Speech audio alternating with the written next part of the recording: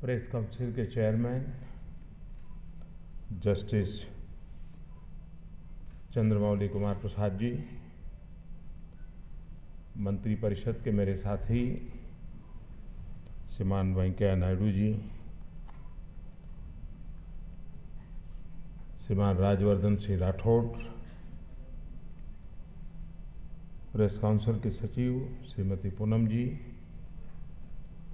Press council के member Shri Ravindra Kumar, jury committee के member Shriman K G. Suresh,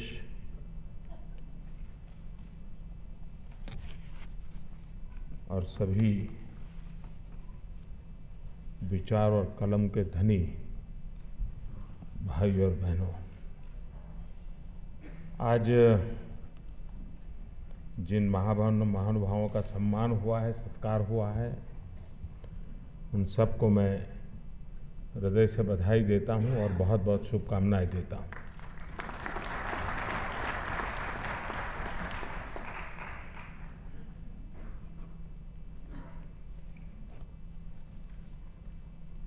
press council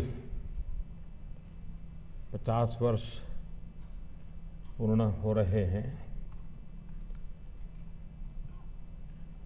लेकिन ये भी सही है कि इसमें बीच में कालखंड ऐसा भी आया था जबकि प्रेस काउंसिल को ख़त्म कर दिया गया था।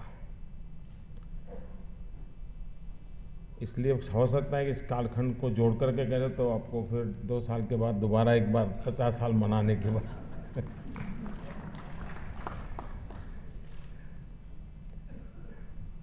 वैसे 1916 में शायद ये स्वीडन में इसकी दिशा में काम हुआ, लेकिन तब जब उसका नाम था वो था court of honour for the press, और बाद में इसका नाम बदलते बदलते प्रेस काउंसिल की ओर चला, और शायद दुनिया में आजकल वो प्रेस काउंसिल इस नाम से ही परिचित है। एक स्वतंत्र व्यवस्था है और ये व्यवस्था ज्यादातर तो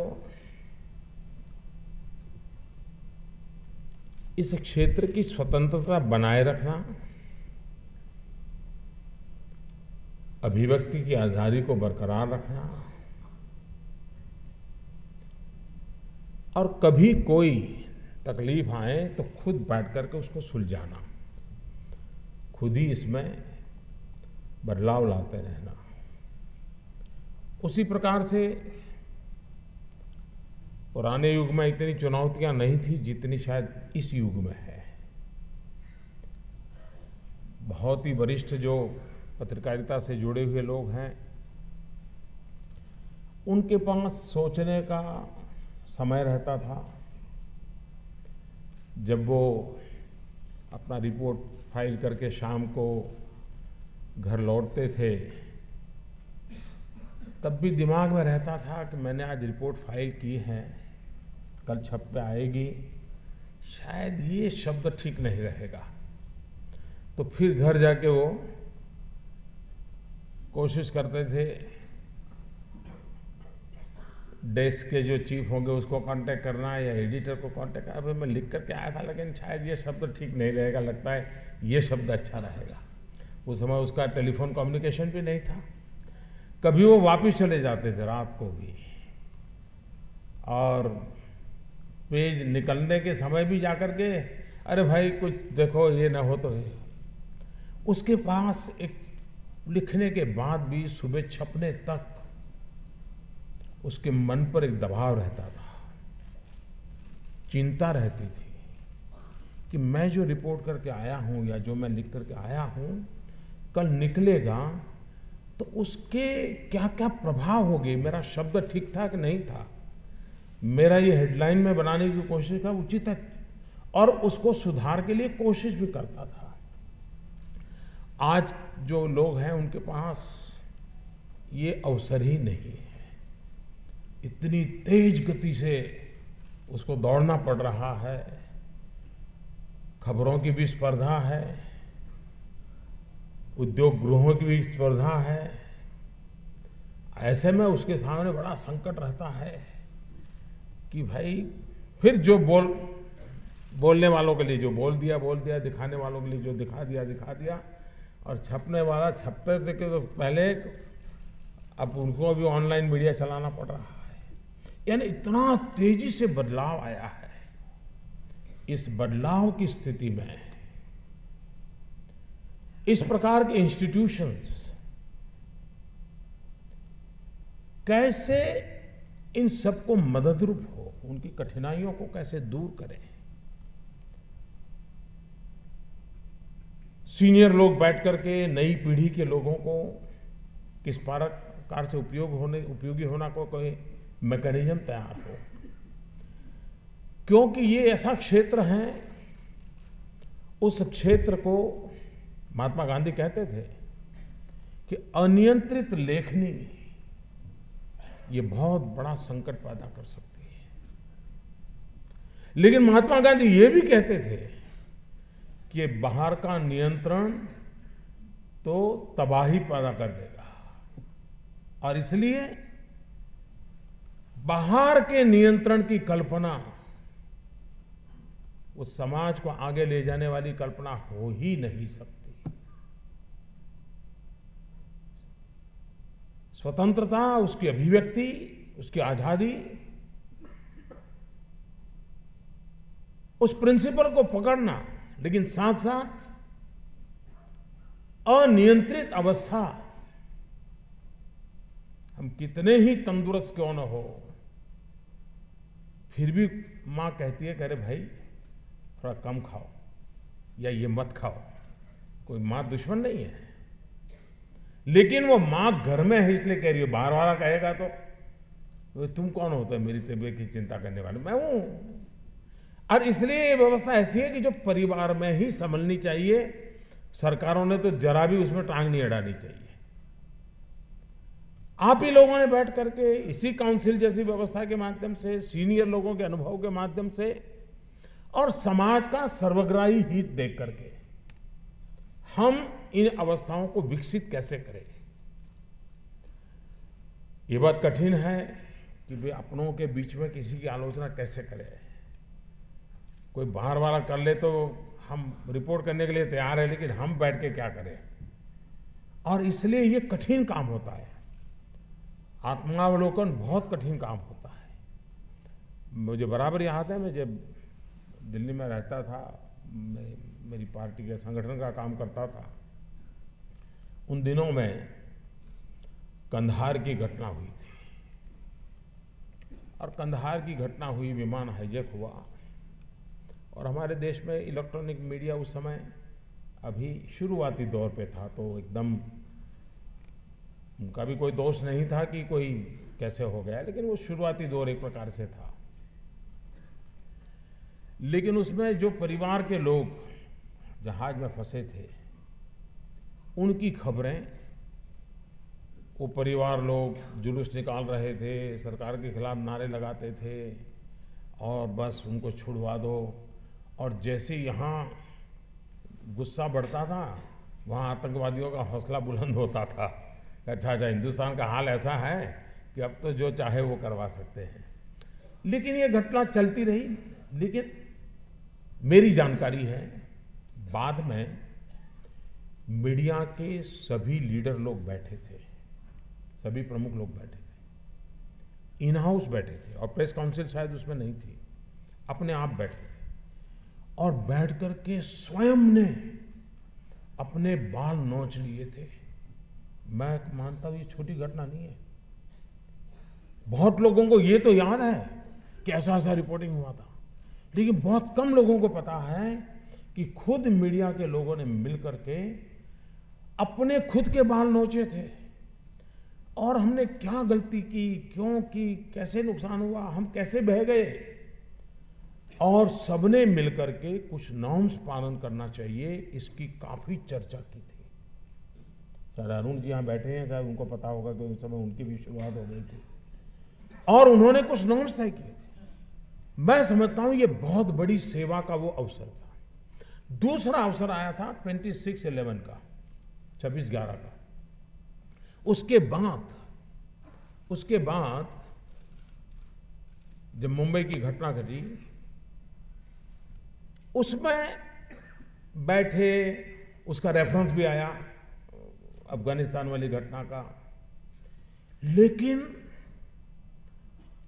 इतने अलग अलग व्यूज हो गए कि वो न आत्मनिरीक्षण कर पाए।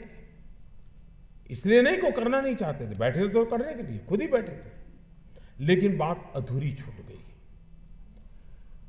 लेकिन जब तक इस प्रकार की संवेदन मानसिकता की लीडरशिप प्रेस वर्ल्ड में है, मीडिया वर्ल्ड में है, मैं मानता हूं गलतियां हमसे भी होती हैं, गलती आपसे भी होती है, गलती औरों से भी होती है।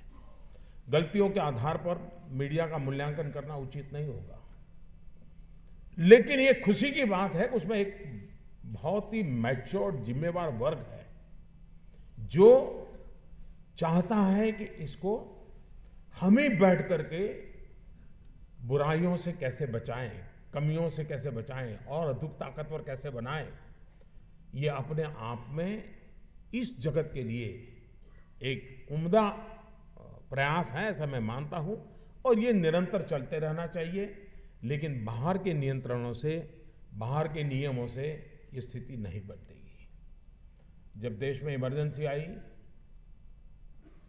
प्रेस काउंसिल को ही खत्म कर दिया गया था, यानी मूलभूत बात को ही खत्म कर दिया गया था, और करीब 1.5 साल तक ये बंद रहा। बाद में 78 में जब मोरारजी भाई की सरकार आई तो इस व्यवस्था का पुनर्जन्म हुआ, और उस समय मीडिया के प्रति बड़ी उदारता का माहौल था।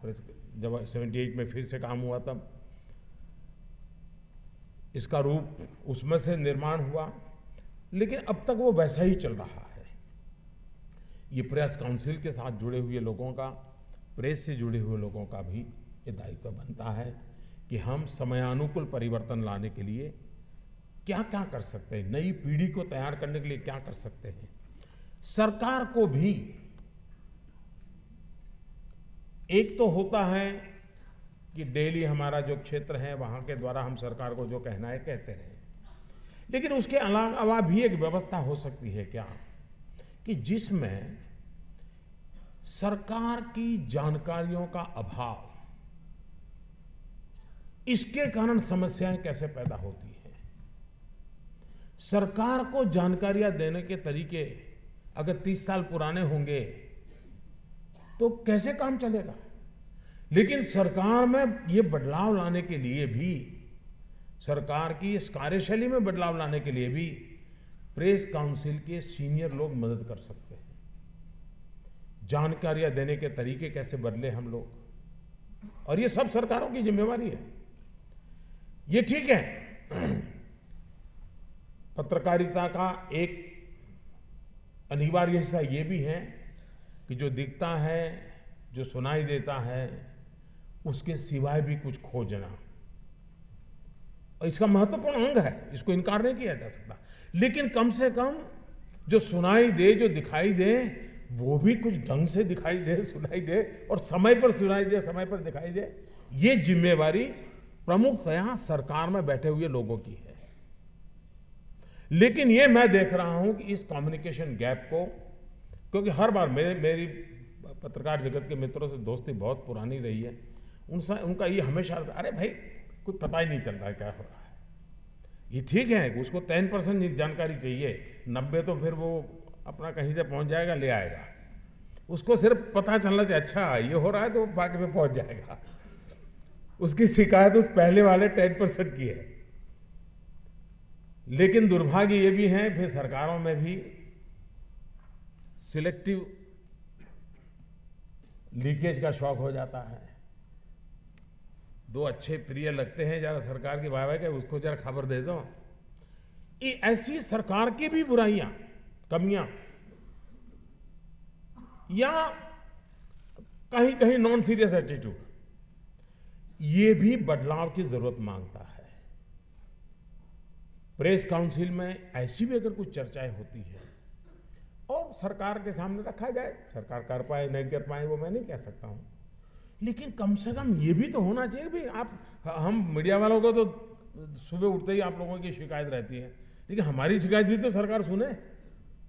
ये टू वे चैनल ये टू वे चैनल अगर हमारी जीवंत होती है तो बदलाव की जो अपेक्षाएं हैं, दोनों तरफ अपेक्षाएं हैं, और उसका लाभ जनता को मिलना चाहिए। उसका लाभ किसी पार्टी इन पावर को या पर्सन इन पावर को नहीं मिलना चाहिए। जो भी बेनिफिट है वो जनता को जाना चाहिए, जो भी बेनिफिट है वो भविष्य को जाना चाहिए, उज्जवल भविष्य के लिए नींव डालने के लिए होना चाहिए। ये अगर हम कर पाते हैं तो ऐसी इंस्टीट्यूशंस, ऐसे ऐसे अवसर बहुत काम आते हैं और उस अवसरों का हमने उपयोग करना चाहिए। इन दिनों खासकर से प्रेस के, मीडिया के क्षेत्र से जुड़े हुए लोगों और पिछले दिनों जो हत्या की खबरें आई, ये दर्दनाक है। किसी भी व्यक्ति की हत्या दर्दनाक है, लेकिन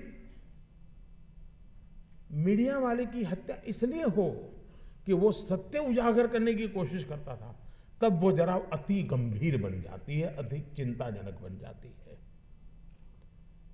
जब हम मुख्यमंत्रियों की एक मीटिंग मिली थी, तब भी मैंने आग्रह से इस विषय को रखा था कि हमने सिर्फ, हम आज़ादी के पक्षकार हैं, हम स्वतंत्रता के पक्षकार हैं, ये हमारे सिद्धांतों को हम कहते रहे, इसे इनफ नहीं है। हम सरकारों का दायित्व बनता है कि ऐसे लोगों के साथ जो भी गलत आचरण होता है उनको न्याय मिलना चाहिए, उनकी सुरक्षा की चिंता होनी चाहिए, और ये सरकारों की प्रायोरिटी के लिस्ट में होनी चाहिए। वरना सत्य को दबाने का ये दूसरा अति भयंकर तरीका है। एक आध बार कोई गुस्से में आकर के किसी मीडिया की आलोचना कर दे तो वो वाणी स्वतंत्रता का नेगेटिव हिस्सा मान करके चलो सब लोग माफ कर देंगे, लेकिन हाथ उठा ले कोई, शरीर पे वार कर दे, ये तो सबसे बड़ा क्रूर जुल्म है स्वतंत्रता के ऊपर। और इसलिए सरकारों को भी इस विषय में उतना ही संवेदनशील होना, उसकी प्रायोरिटीज को लेगा, ये बहुत आवश्यक है। जो खुशी की बात है कि आज हमारे अड़ोस पड़ोस के देशों के महानुभाव भी हमारे बीच में हैं, क्योंकि एक प्रकार से हम आज वृत्त जगत, उसका प्रभाव की कोई सीमाएं नहीं रही हैं, ये बहुत तेजी से ट्रैवल कर रही है। कोऑर्डिनेटेड एफर्ट जितना होता है उतना लाभ होता है। नेपाल में के भूकंप की खबरों ने पूरे हिंदुस्तान को नेपाल के लिए दौड़ने के लिए प्रेरित किया था, लेकिन किसी और के देश की खबर है, चलो है खबर, ऐसा ही रहा होता तो शायद हिंदुस्तान में जितनी तेजी से नेपाल को मदद पहुंचने का हुआ, वो शायद समाज पूरा नहीं हिलता, कि वो पता ही नहीं चलता। लेकिन जैसी ही नेपाल की खबरें आई और हिंदुस्तान के मीडिया ने नेपाल के लोगों की तकलीफ की बात हिंदुस्तान के लोगों को पहुंचाई और सारे देश में नेपाल के लिए कुछ करना चाहिए, इसका माहौल बना, मानवता का एक बहुत बड़ा काम हुआ। तो ये आज हमारी सीमाएं रही नहीं हैं। इस प्रकार से हम एक दूसरे को पूरक बने, एक दूसरे की मदद करें, इससे भी एक पूरे इस भूभाग में एक सहयोग का माहौल, इस प्रकार से मिलन से कुछ वेरीफाई करना है तो बड़ी आसानी से वेरीफाई हो जाता है। कभी कभार हर एक के कोई प्रतिनिधि तो हर देश में होते नहीं है, लेकिन कांटेक्ट होते हैं तो बात करके पूछ लेते, भाई सुना है भी, जरा बताइए ना, तो कहेगा भाई मैं एक आध घंटे में बता देता हूँ, देखता हूँ, मैं मेरा कोई 2-3 सोर्स है, मैं कोशिश करता हूँ। लेकिन आवश्यक है कि इस प्रकार का हमारा कोऑर्डिनेशन जितना बढ़े, और ख़ास करके हमारे पड़ोस के देशों के साथ जहाँ हमारा मित्रता का व्यवहार बहुत अधिक है, सुख दुख के हमारे साथी हैं, उन सब के लिए हम जितना जोड़ करके चलेंगे तो हो सकता है कि इस पूरे भूभाग के लिए और विश्व में भी एक सकारात्मक छवि बनाने में ये हमें काम आ सकता है। एक तंदुरुस्त स्पर्धा समाज जीवन में बहुत आवश्यक हो गई है, और हेल्दी कंपटीशन को कैटलिक एजेंट के रूप में मीडिया बहुत बड़ी सेवा कर सकता है। इन दिनों आपने देखा होगा, इंडिया टुडे ने तो बहुत पहले शुरू किया था, राज्यों के बीच वो रेटिंग करते थे कि कौन राज्य किसमें क्या परफॉर्म कर रहा है। वो धीरे धीरे राज्यों के लिए वो एक बेंचमार्क बनने लगा कि भाई चलिए हम भी कुछ इन 4 चीज़ों में पीछे हैं, हम आगे बढ़ें, हम करें। एक सकारात्मक कंट्रीब्यूशन रहा। इसने एक हेल्दी कंपटीशन का वातावरण बनाया। इन दिनों मीडिया के द्वारा, जो कि उनके क्षेत्र का विषय नहीं है, सफाई को लेकर के अवार्ड देना, सफाई को लेकर के लोगों को सम्मानित करना, सफाई को लेकर के जूरी बना करके इलाके में जाना, ये मीडिया के द्वारा हो रहा है, सरकार के द्वारा नहीं हो रहा है। मैं समझता हूं ये जो माहौल शुरू हुआ है, ये भारत को नई ताकत दे सकता है, जिसमें एक कॉम्पिटिटिव नेचर क्रिएट हो रहा है, हेल्दी कंपटीशन का नेचर क्रिएट हो रहा है, जो अच्छा उस राज्य ने ये किया हम ये करेंगे, उस शहर ने ये किया हम ये करेंगे, ये एक सकारात्मक माहौल बन रहा है। स्वच्छता के अभियान में तो जरूर इसने बहुत बड़ा कंट्रीब्यूशन किया है, लेकिन हमारे समाज जीवन में अच्छाइयों की कोई कमी नहीं है। और मैं पहले भी कहा हूं, और आलोचना के रूप में नहीं कहा है, जीवन की सच्चाई के रूप में कहा है कि जो टीवी के पर्दे पर दिखता है वही देश, ऐसा नहीं, इसके सिवाय भी देश बहुत बड़ा है। जो अखबार के पन्नों में चमकते हैं वही नेता, ऐसा नहीं है। जो कभी नाम अखबार में नहीं छपा वो भी समाज जीवन में बहुत उत्तम नेतृत्व करने वाले लोग होते हैं। और इसलिए इन शक्तियों को बाहर लाना, और भारत जैसे देश में ऐसे एक कॉम्पिटिटिव सकारात्मक वातावरण, उसको अगर हम बल देंगे तो समाज को भी लगता है यार हम अच्छा करेंगे, हम भी अच्छा करेंगे। मुझे विश्वास है कि आज का ये दिवस हम सब के लिए आत्मचिंतन के साथ और अधिक सशक्त बनने के लिए काम आए, मानवीय मूल्यों की रक्षा करने के लिए काम आए, भारत की भावी पीढ़ी के लिए हम ऐसी नींव को मजबूत करते चले जाएं जो भावी पीढ़ी को मानवीय मूल्यों की सुरक्षा के लिए सहज अनुभूति करा सके। इसके लिए आज के अवसर पर फिर एक बार इस क्षेत्र को समर्पित सभी महानुभावों को बहुत बहुत अभिनंदन करता हूं। धन्यवाद।